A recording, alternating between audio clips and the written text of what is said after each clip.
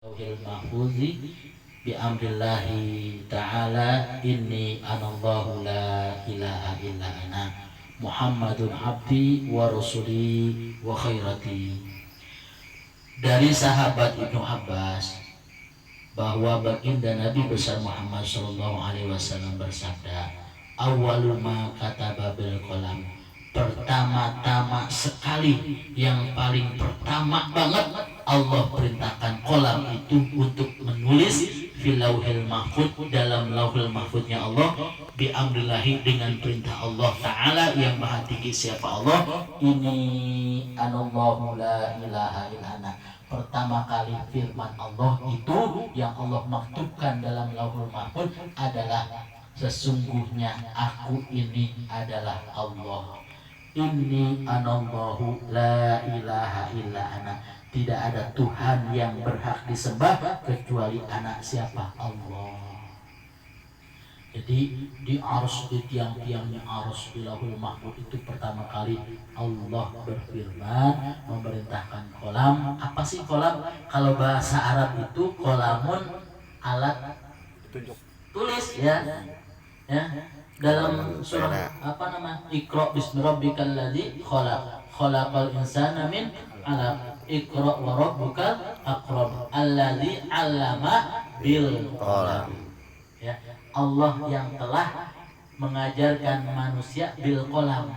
Apa maksudnya bil qalam ini? Ada yang menafsirkan qalam itu adalah Al-Qur'an, petunjuk. Ya, hudalin nas, petunjuk untuk manusia. Jadi pertama kali firman Allah itu di lauhul mahfud adalah aku adalah Tuhan. Tidak ada Tuhan yang berhak disembah kecuali aku. Itu firman Allah. Kemudian apalagi? Muhammadun abdi, Muhammad adalah hambaku, wa rasuli, dan rasulku, wa khairati, dan pilihanku. Berarti dulu sebelum apa-apa yang ada di muka bumi ini, air belum ada, tanah belum ada, langit belum ada, pohonan belum ada, Nabi Adam pun belum ada, itu sudah ada nama baginda Nabi besar Muhammad sallallahu alaihi wasallam. Nur baginda Nabi besar Muhammad sudah Allah ciptakan 2000 tahun sebelum Nabi Adam tercipta. Luar biasa. Jadi sebenarnya mana? Kalau ibarat dalang ataupun ibarat sutradara, pemeran utamanya itu Nabi besar Muhammad sallallahu alaihi wasallam. Allah teh ingin menghabarkan, mengkhabarkan, memberitahukan kepada alam semesta, baik itu manusia maupun jin, pemeran utama yang Allah ciptakan di alam jagat ini adalah baginda Nabi besar Muhammad sallallahu alaihi wasallam. Tapi sutradara istilahnya kan ada figura ya, maka Allah ciptakan dulu Nabi Adam, Nabi Nuh, terus intinya mah Allah ciptakan dunia ini buat siapa? Buat Nabi Muhammad. Kita betapa harus senangnya, bahkan kita mendapatkan titel kuntum khaira ummati. Kita ini adalah sebaik-baiknya umat. Kenapa? Karena Nabi kita pun Nabi yang best of the best. Baik daripada yang terbaik. Terbaik daripada yang terbaik. Bersyukurnya apa? Di sini sudah jelas Allah ciptakan pertama kali di alam dunia ini adalah nur Nabi besar Muhammad sallallahu alaihi wasallam. Bahkan Nabi Adam, ketika Nabi Adam melakukan kesalahan kepada Allah, dia makan buah khaldi ya, kemudian turunkan ke dunia oleh Allah Subhanahu wa taala, bertaubat. Rabbana zolamna anfusana wa illam taghfir lana wa tarhamna lanakunanna minal khasirin. Itu doa Nabi Adam. 300 tahun Nabi Adam berdoa, pakai doa itu belum Allah terima.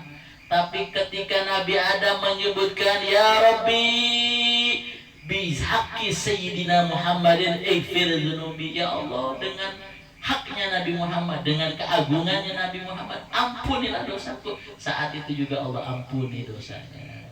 300 tahun nggak diterima tobatnya. Begitu berselawat kepada Nabi. Oleh karena itu hujamkan dalam hati kita, sebesar apapun maksiat kita, rahmat kasih sayang Allah itu maha luar biasa. Terlebih kita berselawat kepada baginda Nabi besar Muhammad sallallahu alaihi wasallam. Kemudian man istaslama liqodai wa sabar, yang ikhlas hatinya ridho liqodoi, ridho atas ketetapan Allah, wa sabro ala balai, dan dia sabar ketika mendapatkan bahala. Apa bala itu? Bencana. Dia sabar mendapatkan bencana. Petaka dia sabar ketika Allah uji. Wa syukru, dan dia bersyukur lini amai, atas rezekiku, dia bersyukur atas nikmat-nikmatku. Aktubuhu shodiqon, maka aku masukkan, aku tuliskan dia sebagai orang-orang yang benar. Wa ab'atuhu, dan aku bangkitkan nanti ma'asudikin, bersama orang-orang sudik yaumal kiamah, pada hari kiamat. Dia sabar, dia nerima atas kodok-kodoknya Allah, dia nerima atas takdir Allah, ketentuan Allah yang sudah dimaktubkan, yang sudah dituliskan. Dia lagi susah, nggak ada kopinya ada, gasnya habis, udah pahit banget, pengen ngerokok, habis makan rokoknya nggak ada, anaknya minta duit mau jajan, mau sekolah, nggak ada. Tapi ikhtiar mah kudu ikhtiar ya, jangan sabar doang tapi nggak ikhtiar, nggak usaha ya. Dia sabar ketika mendapatkan bahala, kemudian bersyukur dia atas nikmat-nikmat Allah. Maka apa kata Allah? Akan aku masukkan dia ke dalam surganya Allah bersama orang-orang siddiqin, orang-orang yang ikhlas, tulus berjuang karena Allah Ta'ala. Apa bukti syukur kita?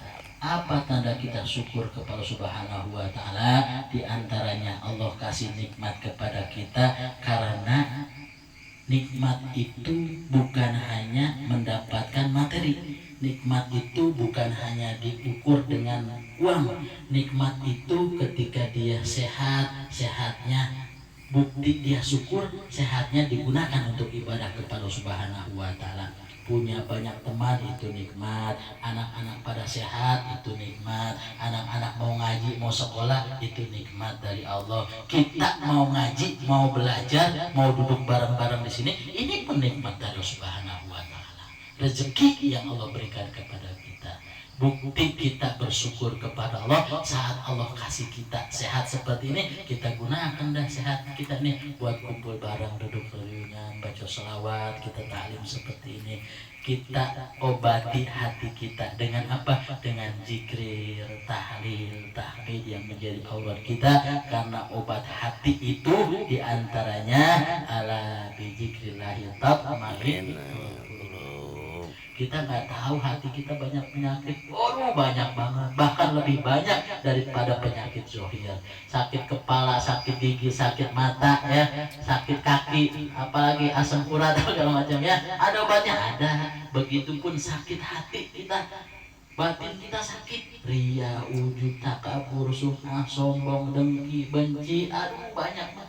Kita kudu obatin. Bagaimana cara ngobatinnya? Duduk bareng dengan seperti ini. Kita tunduk, kita menghadap Allah, kita kita pasrahkan, kita musyahadah kepada Allah. Malam hari ini kita berzikir, istighfar. Itu diantara obat buat hati kita. Maka bersyukurlah orang-orang yang semangat, yang ketika Allah kasih sehat, dia berangkat ngaji, dia berangkat taklim, dia berangkat muzakarah, dia berangkat ringan baca sholawat seperti ini. Alhamdulillahirabbil alamin. Kenapa? Wa man lam yastaslam liqodoi, karena kalau dia enggak bersyukur, kemudian dia enggak ridho atas kodok-kodok Allah, kemudian walam yasbir, dia enggak bersyukur ala balai, walam yasbir ala ni'amai, falyahud, kalau dia enggak bersyukur, enggak sabar, enggak nerima atas kodok-kodok Allah, enggak mau ngaji, bahasanya seperti itu, falyahud, maka keluarlah min tahtas samai, daripada bawah langitku, kata Allah, maka keluarlah dari dunia ini, wal yatlub, maka carilah Rabban siwai, cari Tuhan selain aku. Ini galaknya Allah nih. Nggak bersyukur, nggak mau ngaji, dikasih sehat. Kita dikasih sehat, paling banter umur kita 70 tahun. Tidurnya lama, begajulannya lama, main-mainnya lama. Ibadah susah banget lagi suruh ibadahnya kita buat ibadah. Ya Allah, ya diancam kita kalau kita nggak bersyukur. Tadi apa sih bukti syukur? Bukti syukur kita apa tadi? Bukti syukur kita ketika Allah kasih kita sehat, ketika Allah kasih kita rezeki. Rezeki itu bukan semuanya milik kita. Ada hak-hak orang lain.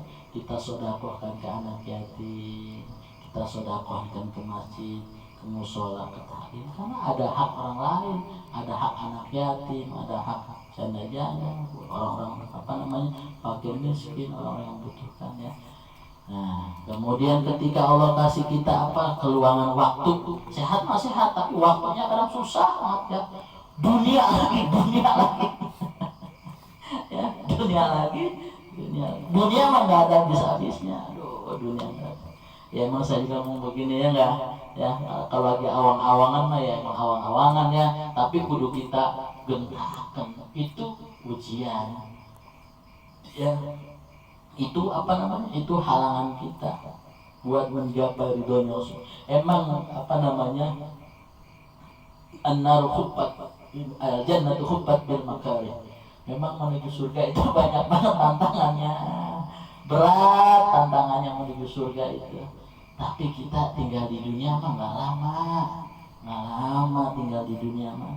Nanti ketika kita saat ditanya sama munkar nakir, mau dihajar nih, mau roboka, karena kita ngaji, pahala ngaji jawab tenang saya jawab ya, tidur aja ya, seperti tidurnya pengantin baru, bahasanya seperti itu ya. Pahala ngaji yang jawab. Mau ditanya lagi, mau roboka man nabiuka, pahala sedekah datang, tenang ya. Mau dihajar lagi, pahala infak datang ya. Ada yang handle ya. Ada yang handle ya? Iya, ada yang handle ya. Kemudian qala faqih rahimahullah as-sabru ala bala'i wa dhikru indal masabi mimma yajib ala nasi. Dan kemudian dikatakan lagi sabar ketika kita mendapatkan pahala, kemudian kita bersyukur kepada Allah ya, berzikir kepada Allah indal masaibi. Yang pertama, sabar itu bahasanya seperti ini. Sabar itu ketika mendapatkan pahala, kemudian kita ingat kepada Allah ketika mendapatkan pahala. Berarti dua nih, sabar dan ingat Allah ketika kita mendapatkan pahala. Itu mimma yajibu al insani, memang sudah menjadi kudrat kewajiban bagi manusia. Li'annahu idza dzakara, karena sesungguhnya tuh manusia ketika dia zakar mengingat Allahu kepada Allah fi dzalikal makan, ketika dia mendapatkan musibah dia sabar dan dia ingat kepada Allah, kana ridon minhu biqadaillahi, karena sesungguhnya dia sudah ridho terhadap takdir Allah. Ketika kita mendapatkan musibah ya, ketika kita mendapatkan musibah kita harus sabar.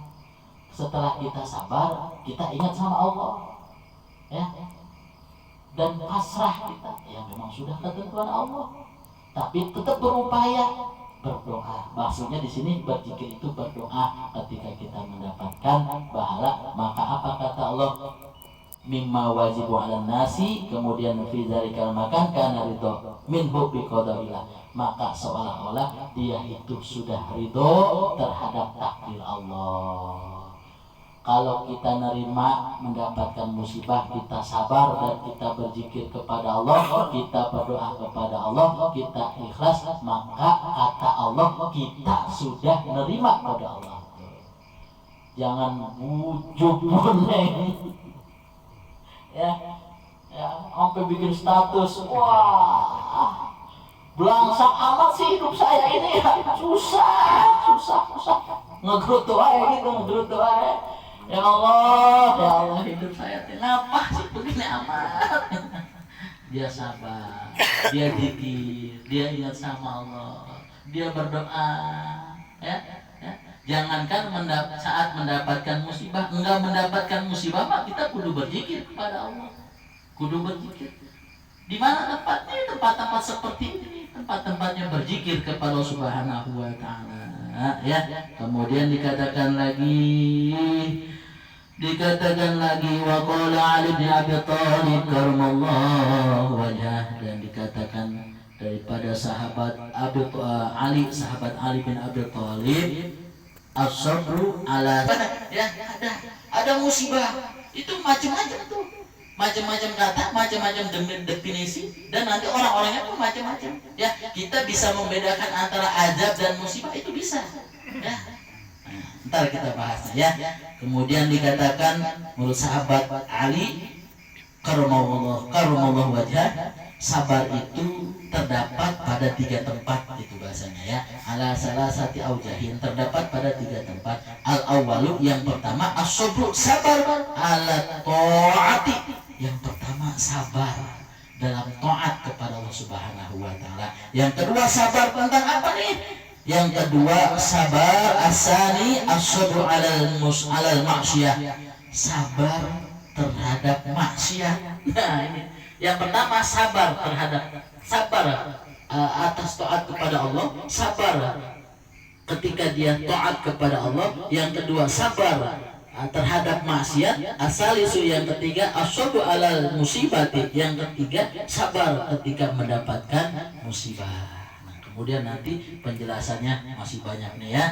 Atau Allah Ta'ala yaumul qiyamah, bahkan ketika dia sabar ketika mendapatkan musibah, dia sabar dalam taat kepada Allah, dia sabar karena dia nggak mau melaksanakan maksiat, maka Allah akan kasih ganjarannya. Namun insya Allah pembahasannya di lain waktu, insya Allah malam Rabu berikutnya di episode selanjutnya.